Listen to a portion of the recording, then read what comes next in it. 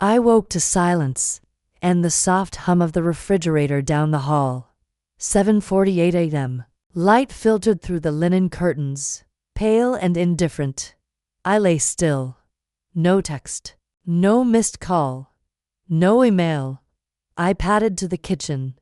The floor was cold. Coffee grounds, filter, water. The machine hissed to life. One candle sat in the center of my table, unused. A vanilla pillar. I'd bought it last week without thinking. Now it looked out of place at 9:12 a.m. The first text came in. Lauren. Happy birthday, goddess. Drinks later. I typed sure and hit send.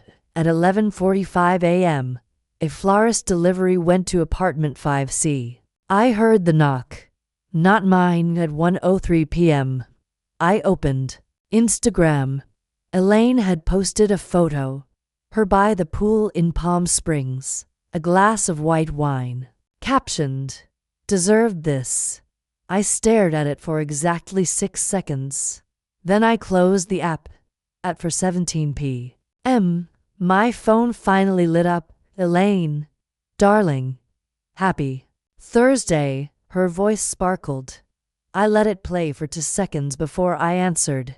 Hi. Oh. You answered. I wasn't sure you'd be free. I'm free. A pause. How's work? It's my birthday, Mom. Oh, she said. Then, again, lighter. Oh. The silence stretched. I didn't realize. I mean, I thought it was no. Of course. I've been. Palm Springs threw me completely off. You've never forgotten before. Well, I'm human. Sweetheart. It happens. Don't make it a federal offense. I'm not. Another pause. Honestly, I was just saying to Tony. That time has no meaning anymore. It's like every day blurs into the next. Tony, right? Oh, come on, don't do that voice. What voice? The judgmental one. Honestly, can't we just laugh about this? Are you laughing? She sighed. Darling, I didn't call to be crucified. I called because I missed you. You missed me yesterday. And the day before. I've been busy. You weren't busy when you posted a pool selfie. That's low. No, it's accurate. The silence this time was heavier. I could hear her breathing, faint and agitated. I think, she said finally, we should take a breath. I mean, this tone, it's not you. It's exactly me. You just don't recognize it. Oh, please. You forgot my birthday. Not by a day. Not by a few hours. You never remembered. Well, I'm remembering now, aren't I?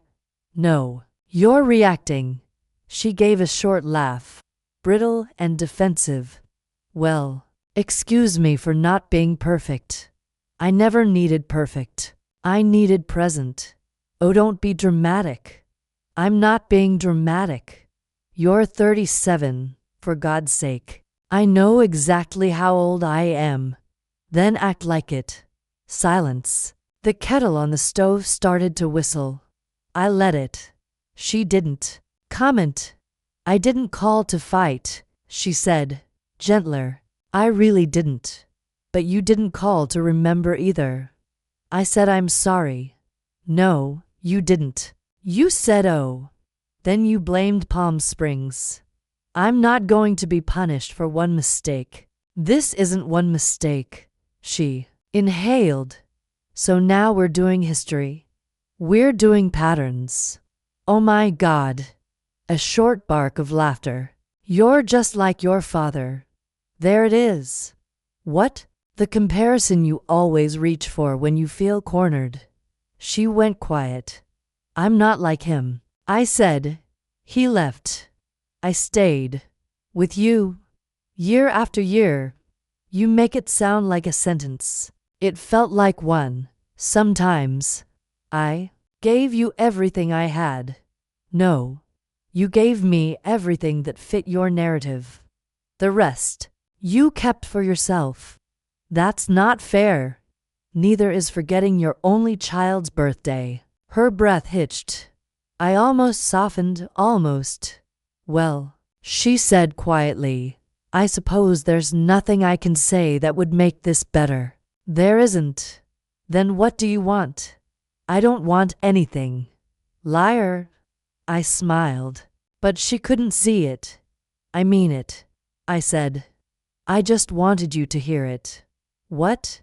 How it felt. Silence. I won't beg, she said. You never do.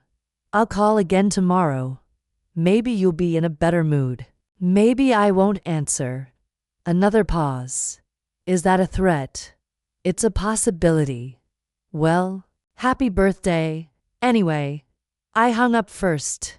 I turned the kettle off, poured the water, and watched the steam rise. The candle on the table still hadn't been lit. I left it that way. Asterisk, asterisk, asterisk, asterisk, the cupboard door stuck, swollen from years of moisture and neglect. I pulled harder, and it gave with a groan. Dust drifted out like breath. Cardboard boxes, old linens, a cracked umbrella, and there, at the back to photo albums, cloth-bound, frayed edges. I carried them to the kitchen table. The first one was labeled Beach 1991 Me, and her handwriting, rounded and careful. I opened it, Mom in a wide sun hat, grinning. Me beside her, 5 years old, buried up to my shoulders in sand. I stared at the photo. I didn't remember that day. The phone rang. I let it go to voicemail. I flipped the page. Picnic blanket, plastic cups, her feeding me grapes. Another. Both of us laughing. Some blur of movement across my face. It looked happy. Real. But then, why do you always pick the worst ones? I jumped. The voice came from behind. Not real. Just memory. Dad's voice, sharp and sarcastic. You blinked. Mom had said. I didn't notice. You never notice. The echo faded. I turned another page. Christmas, 1993. Dad in the corner, barely in frame. Arms crossed. My hands clutched a wrap box. I was smiling too hard. A child trying to hold peace. Elaine, just let it go. His voice again. This time rougher. And let you leave without explaining? You already know why. Tell her. Tell your daughter why. I blinked. The photo didn't move. His mouth was shut. Still. I closed the album halfway. The door buzzed. I didn't move. I opened the second album. The cover had no label. Inside, school photos, birthday cakes, handmade cards. One stood out me at 8, clutching a drawing, a tree with to stick figures, one bigger than the other. I made this for Daddy, I had said, and she'd replied, he doesn't deserve it. I pressed the edge of the page with my thumb. It trembled slightly. Another photo. Me in a recital dress, her crouching beside me, smile stretched to wide. You were radiant that day, she once told me. You yelled at the seamstress in front of everyone. She botched the hem. I wasn't going to let you go on stage looking cheap. You scared her. Please. I got results. The voices drifted, distant but alive. I flipped more pages. A hospital photo. Me. 7. Cast on my wrist. You fell off the monkey bars, she'd said. No, I whispered. He pushed me. You said not to tell. I closed the album. The phone rang again. I glanced at it. Elaine. I let it ring out. I went back to the first album. Her handwriting on the label again. Emmy and M. Michael. Not us. Not family. Just initials. I traced the words. She kept these albums like trophies, proof of something preserved. But nothing real lived inside them. Only angles, poses, appearances. I ran my fingers over one photo, mom holding me at the beach. Sun behind her, shadows on my face. You cried after that. A whisper inside me said, "Why?" She told you to stop ruining her pictures. The ache was quiet, not sharp. It settled low, steady. I put the albums back in the box. I didn't seal it. Not yet. I stood. The room felt colder than before. The phone lit up again. Elaine -1 missed. Callie opened the window instead. Let in the air. Let something move. Let the silence breathe. Darling, I was just thinking about you. Were you? I stirred pasta in the pot, the steam clouding the window.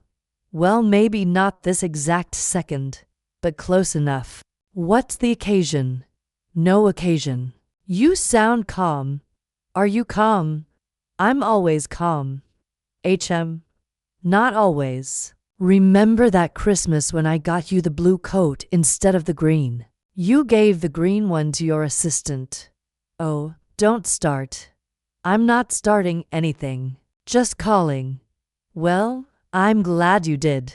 Tony's been sawing something in the backyard all day. Dust everywhere. Honestly, it's like living in a renovation show. How's he doing? Tony, though. He's in heaven. Men and their tools. I set the timer. 5 minutes. You're redoing the kitchen. God, yes. You should have seen it. Linoleum floors, yellow cabinets. Horrific. But he's been sketching things out for weeks. Keeps asking my opinion. On backsplash tile. I told him, surprise me. Of course you did. What's that supposed to mean? Nothing.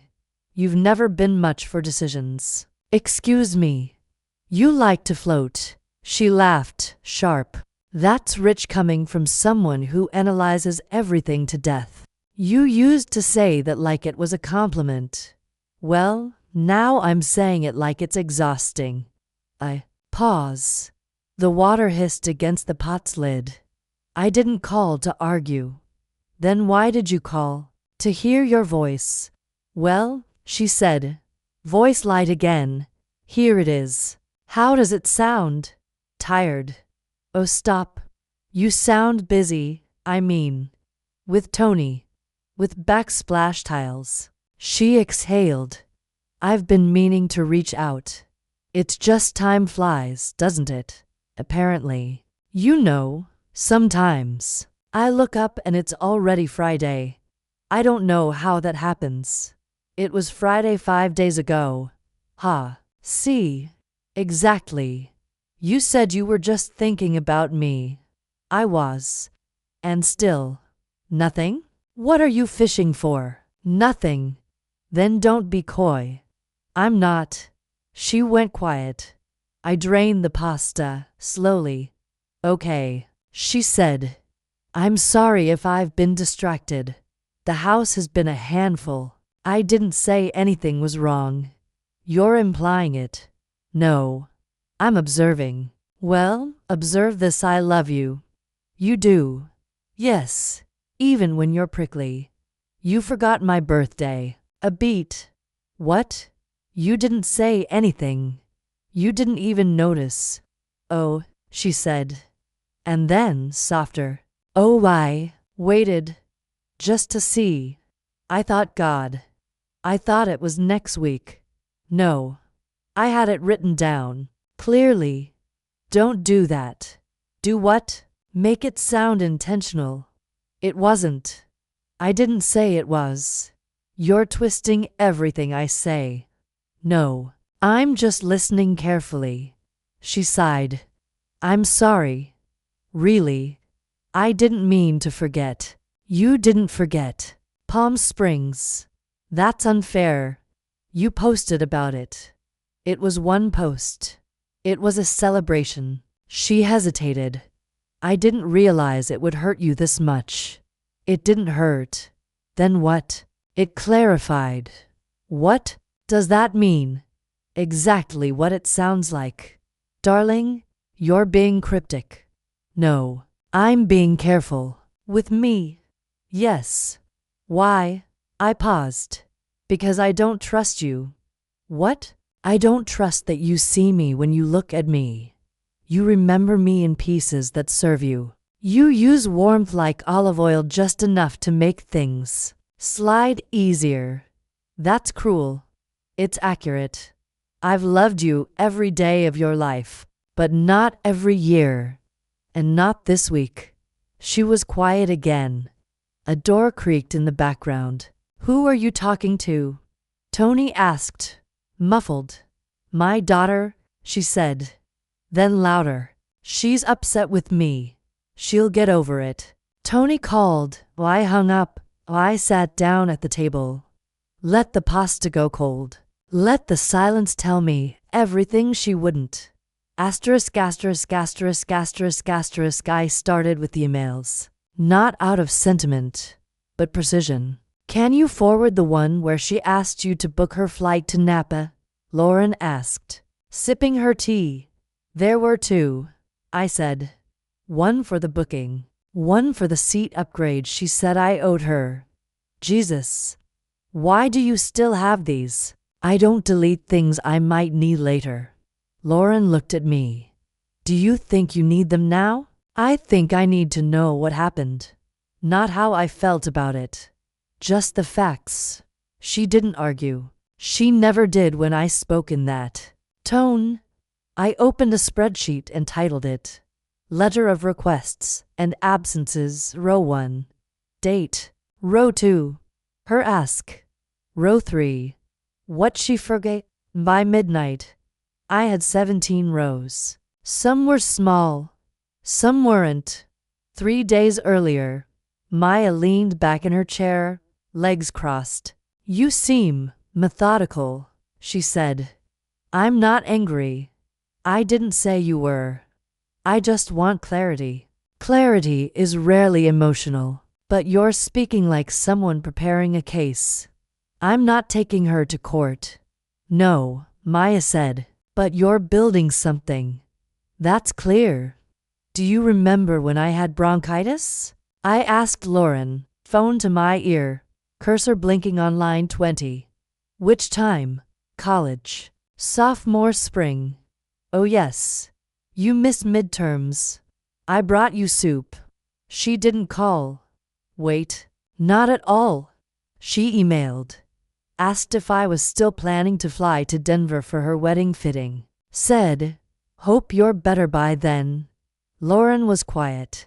I typed, March 2007. RSVP'd to her wedding solo. Didn't ask about hospitalization. Found a document she'd written years ago. Elaine's holiday letter. It began, Dear friends and fabulous ones. She listed Tony, the renovations, the spa in Sedona. My name appeared in the 5th paragraph. My daughter is still doing the computer-adjacent job I can never quite explain. Tech-adjacent. Either way, she's thriving. Or at least employed. I highlighted the line, copied it into the spreadsheet under December 2019. Public humiliation. Passive-aggressive minimization of career. You're spiraling, Lauren said. No. I'm sorting. Into what? Evidence. For what? Emotional bankruptcy. Truth. She rubbed her forehead. You've been so composed lately it's scaring me. I'm not composed. I'm just efficient. In therapy, Maya asked, what would you do if you found nothing? There's something. But if there wasn't, then I'd stop. And do what? Probably make a list about myself instead. Her smile was brief. Do you always intellectualize pain? No. Just this kind. July 2014. Asked for a character reference. Forgot my birthday 2 weeks later. August 2016. Borrowed $2,000 for Tony's car. Never repaid. Called it supportive daughter points. Lauren read that one aloud and laughed. Bitter. Supportive daughter points. She actually said that. She winked. What did you say back? I'll put it on your tab. That's cold. That's accurate. I printed the sheet. 32 rows now. Lauren looked at me. And what happens when this is done? I'm not sure. Is this revenge? No. Then what? Balance. At our next session? Maya tilted her head. Do you want an apology? No. Acknowledgement? Yes. From her? No. From who then? I didn't answer right away. Finally, me? I opened my file cabinet, pulled out the manila folder marked Elaine, taxes. Inside, W9 South, invoices, reimbursement forms from when I did her freelance accounting. I didn't know you did all this, Lauren said, watching. 2018. She didn't know how to file anything. After her last divorce, you saved her. I organized her. Same thing.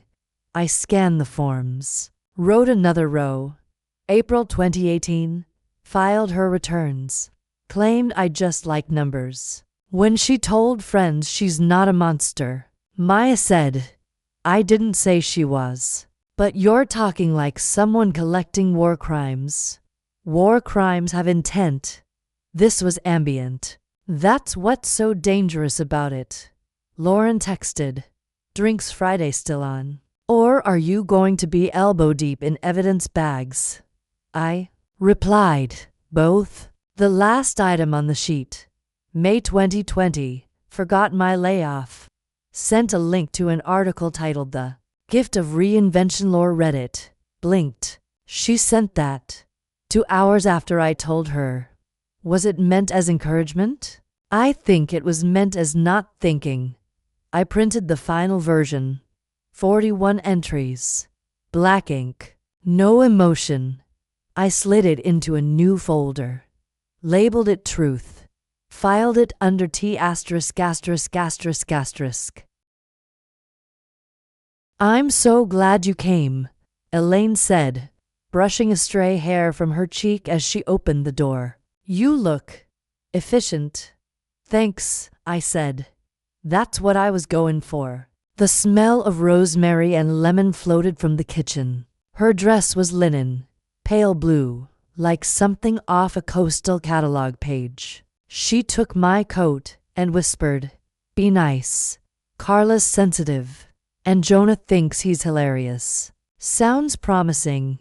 In the dining room, Carla and Jonah stood near. A pitcher of something green. Tony waved from the kitchen, brandishing a carving knife. Elaine smiled to wide. Everyone, this is my daughter. The serious one. Jonah laughed. She say that like it's a threat. She says it like it's a fact, I said. God, she's sharp, Carla murmured, already sipping. What do you do again? She works in tech. Elaine interrupted, pouring me a drink. Something very analytical. I never understand it. But she's brilliant. Actually, I said, I work in data governance, policy, compliance, infrastructure. Elaine waved a hand. See? Technical. Strategic. Same thing, she chirped. Anyway, she's always been our little calculator. Tony chuckled from behind the counter. And Elaine's always been our little fog machine. Cheers to that. Jonah said. Carla turned to me. So are you married? Kids? No. She's too focused for that. Elaine answered. Total. Career brain. I didn't realize that was a diagnosis. Elaine smiled thinly. Don't be touchy. Darling. Jonah leaned back. My niece just started at Google. Does data governance mean you watch people? Not exactly. So more like rules. More like protecting systems from collapsing under bad decisions. Oh, so government but with math, Carla said. I didn't say that. Elaine laughed. Don't interrogate her. She's not used to brunch people. I looked at her. I'm not used to performance brunch. Tony set the roast down. Elaine, give the girl a break. I'm teasing, she said, eyes on the salad. You always are. There was a silence. Not long. Just enough. Elaine broke it. Carla's an interior stylist. Gorgeous work. Elaine exaggerates, Carla said, pleased. And Jonah's consulting something finance-wise. Hedge fund transitions, he said, mouthful. Mostly figuring out how rich people don't go broke. Comforting, I murmured to Elaine, sipped her wine. Darling, you used to be more social. No, you used to notice less. Carla cleared her throat. Elaine, is this the daughter who danced? Elaine clapped. Yes, ballet for 10 years. Until she got logical. Until you stopped driving me to rehearsal. Oh, please. That was ages ago. And it still happened. Elaine's smile froze. You've always had such a strong memory. Stronger than your timing. Tony said, let's just eat. I stood. Actually, I need to go. Elaine blinked. What? You just got here, and yet I've been here long enough. Don't be dramatic. I'm being concise. Don't do this now. Don't worry. I won't do it again. I walked out without my coat. Didn't feel the cold until I reached the street. Asterisk, asterisk, asterisk, asterisk, asterisk, the movers finished into hours. No boxes labeled fragile. No sentimental furniture. Just clean edges and quiet rooms. Lauren texted. Did you tell her you moved? No, she replied with a thumbs up emoji and nothing else. She understood. Is that new? Maya asked, nodding. Toward the painting behind me, white strokes on slate gray. Gift to myself. You moved. Yes. When? Last Friday. You didn't tell her. She didn't ask. Maya waited. I didn't fill the silence. Why not tell her anyway? She asked. Because it doesn't change anything. She might see it differently. She sees what serves her. Location doesn't matter. Week 1, no call. Week 2, a voicemail. Elaine, I sent a card. Did you get it? Maybe it was late. Call me? I didn't. Mid-session. Maya crossed her legs slowly. What's the hardest part? That she didn't notice. Or that you expected her to. I shrugged. She always noticed when I stopped doing things for her. Never when I disappeared. And this move, what is it? A test. Of what? Gravity.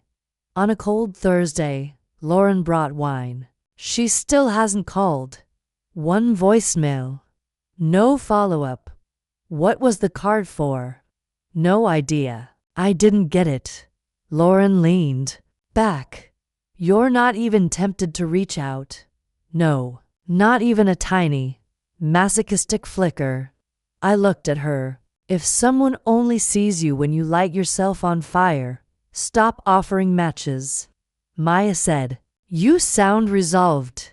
I am. You don't sound angry. I'm not. You sound empty. No. Free. Week 4. A single text. Elaine, are you okay? Haven't heard from you. Starting to worry. I stared at it for a full minute, then set my phone down. She wasn't worried. She was curious. Curiosity is not care.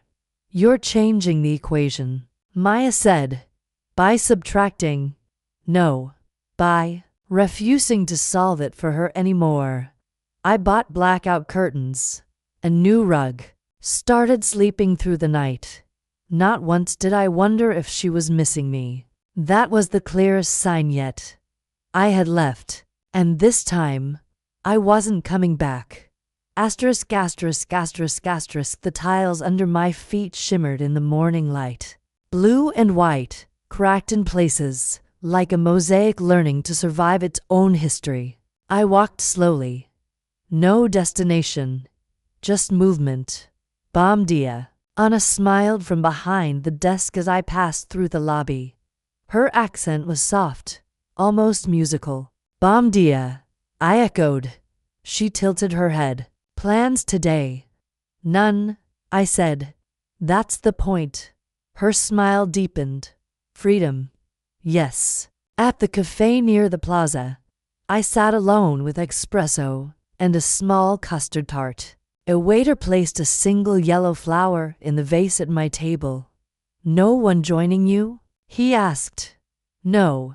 He hesitated. You celebrate something. I looked at the flower. I do. Happy whatever it is, he said, grinning. Thank you. The sun rose higher. The city bloomed around me, murmurs of Portuguese, the clatter of trams, music from a distant guitarist. I walked uphill toward the cathedral. Inside, the air shifted, cooler, older. Time-worn arches reached skyward in quiet defiance. I lit a candle. No names, no prayers, just a single flame for a girl who had waited too long to be seen. Back at the hotel, Anna looked up as I returned. Nice walk. Yes. Your eyes, she said. They look calm. I am. She hesitated. Can I ask something? Sure. You don't wear a ring. You don't speak like someone waiting. I stopped waiting last year. For? Permission. Apology. Recognition. Anna nodded slowly. You gave those to yourself. I did. I sat on the rooftop terrace that evening, wine glass in hand, the river turning silver in the dusk. A notification lit up my phone. Elaine, thinking of you today. Hope you're well. I didn't respond. I didn't need to. Some things, once outgrown, should stay unshrunk. Asterisk, asterisk, asterisk, asterisk. The call came at 11:17 p.m. Lisbon time. I watched it ring twice before answering. Double quotes. Hi, sweetheart, Elaine said.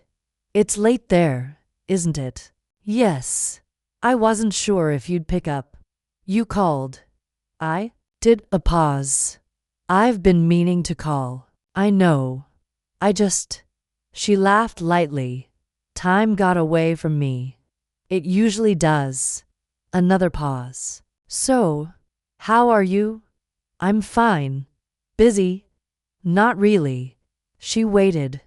I didn't fill the silence. I sent a message. Earlier, she said. Did you get it? I saw it. No reply. No. More silence. I was hoping we could talk, she said. We are. Properly, I mean. This is proper. She sighed.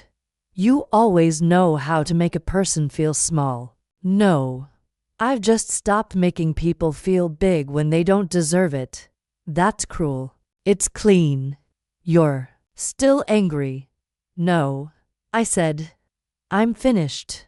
Finished with what? The trying. Trying what? Exactly. To matter more than your distractions. That's not fair. I'm not aiming for fair. Just honest. You've always had a way with words. And you've always had a way with erasing them. She inhaled sharply. I never erased you. No. You just minimized me until I stopped fitting into your frame. I'm your mother. Yes, I said. You are. That used to mean something. It used to mean everything. She didn't speak. I don't know where you are. She said softly. I know. I don't know what you're doing. You don't ask. I'm asking now. I didn't answer. Is that it? She said. Just silence. It's peace. That's not what peace sounds like. It is to me. She exhaled. So this is what I get. After everything, you get what you gave. I gave you a childhood. You gave me a list of expectations and a drawer full of forgotten birthdays. I made mistakes. You made patterns. I don't deserve this. You taught me that deserving doesn't guarantee receiving. She fell quiet again. I miss you, she said finally. You miss the version of me who didn't know better. That's not true. It is. What do you want me to say? Nothing. Then why answer at all? To end it properly. She sounded tired. So what now? Now, I go. Go where? I didn't reply. She waited. Then, will you call me? I said nothing. Will I see you again? I closed my eyes. Take care, I said, and hung up. I wrote it on real paper. Heavy, cream-colored stock. The kind she used to keep in a drawer with her fountain pens and travel brochures she never booked. Dear Lane, not Mom, not even Mother, just the woman whose absence taught me precision. You won't read this. That's the point. It isn't for your understanding. It's for mine. You're writing her? Lauren asked, pausing mid-pour. I'm writing me. She's just the address I won't use. You're not sending it. No. Then, why bother? Because not saying it out loud made it echo longer. There were days I wanted nothing but your attention. Even scraps would have felt like a feast. But you taught me to ration myself, to make do with absence and call it strength. I paused, let the pen hover, then continued, so here it is. All of it. Not for drama. Just documentation. You sound detached, Maya said, watching me fold the page. I am? No edge. No need. What's different now? I finally believe myself. About what? That I mattered. Even when she didn't notice. You will likely tell yourself I was distant, cold, difficult. Maybe you'll even believe that. But I know the truth now. I bent, reached, called, waited, and you were always looking elsewhere. Apologies that never arrived. Calls you meant to make. Birthdays misplaced in your calendar. Lauren frowned. It doesn't feel unfinished. It feels unmailed. That's different. Feels risky to keep it. Feels braver to keep it and not need it. I know you loved me, in your way. But your way demanded I shrink. Be small enough to orbit your needs. Never collide with them. I outgrew that gravity. I let myself leave. Maya asked, what does closure mean to you? Accountability. From her. From me. For staying too long in a version of myself she curated. And now, I'm the narrator. You won't see this. But I will. I'll read it once. Then file it. Not to reopen it. Not to rebleed the wound. But to mark the moment I stopped hoping for a version of you that never arrived. I signed it. No love. No resentment. Just my name. Clean. Final. Mine. Asterisk, asterisk, asterisk, asterisk, asterisk. The tram jolted and slowed near Praca do Comercio. The sky outside was clean, endless blue. Across from me, a girl with curly hair laughed into her mother's scarf-wrapped shoulder. Stop tickling me. The girl squealed. Her mother smiled, kissed her temple. Then stop being so ticklish. The daughter wriggled with joy. The woman's arms held her without effort. My throat tightened. They exited at the next stop, still laughing. Their voices faded under the hum of wheels and steel. I didn't cry, but I closed my eyes. Later, at the cafe, the waiter poured me a second espresso. You look somewhere else today, he said. I was. Good memory, a clear one. He nodded. Respectful. Some memories need strong coffee. Exactly. I walked to the bookstore near the Rua Garrett steps, touched spines I wouldn't buy, wandered, aimless but steady. A woman bumped into me near the poetry shelf. "Oh, sorry. No harm." She smiled. "You look like someone who reads endings." First, I used to. Changed. I started writing my own. Back at the hotel, Anna glanced up. "You look softer today," she said. "Lighter. I like this version of you." "I do too." "Did something happen?" "No," I said. "Someone didn't." In my room, I opened the window. The air carried the scent of bread, sea, sunlight. I inhaled deeply. A year ago, I'd have chased down that mother and child with 100 unspoken questions. Now, I just watched them leave and didn't follow. Asterisk, asterisk, asterisk, asterisk, asterisk. I hung the photo just left of center, where the morning light would catch it. 7 years old, barefoot, grinning, teeth slightly crooked, hair wild from wind. I don't remember who took it, maybe Elaine, maybe someone passing by. But the moment was mine. A knock at the door. Lauren stepped in with coffee and a crooked smile. "You finally unpacked." "I finally arrived." She looked at the photo. "That's you." Before I learned to hesitate. "She looks free." She was. Briefly. Lauren handed me the cup. "It's quiet here." I chose the silence. No regrets. None. She studied me. "You really done with her?" "She was never with me. Not the way I needed. But that little girl," Lauren said, gesturing at the frame, "she's still with you."